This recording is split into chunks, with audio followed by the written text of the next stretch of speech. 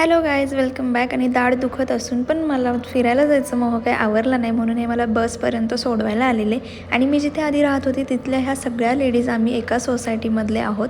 आम्ही बस करून निघालेलो भीमाशंकरला आणि आम्ही ऑलमोस्ट 9 वाजता पोचलो होतो, पण पुढे तरीही ट्रॅफिक लागलं होतं. त्यामुळे आम्हाला 4 किलोमीटर अलीकडेच गाडी पार्क करावी लागली आणि वॉकिंग करत करत मंदिराच्या दरबारात जावं लागलं होतं. आणि ऑलमोस्ट आम्ही 9ला पोचलेलो, पण तरीसुद्धा भयंकर गर्दी होती. म्हणजे भरपूर भाविक लाईनीत लागले होते पाया पडण्यासाठी, दर्शन घेण्यासाठी. पण मला इथं वेगळाच अनुभव आला गाईज. म्हणजे तुम्ही एवढ्या लाईनमध्ये उभं राहताय, VIP पास न काढता तुम्हाला दर्शन घ्यायचं आहे. 2.5 तास तुम्ही लाईनमध्ये उभं राहता आणि जर तुम्ही मंदिरामध्ये ज्योतिर्लिंगापाशी गेलात तर तुम्ही अक्षरशः तुम्हाला हातही टेकून देत नाही, की लगेच मागं ओढतात चला चला म्हणून. हा काय प्रकार आहे? म्हणजे हे नाही आवडलं मला. ठीक आहे, नो प्रॉब्लेम.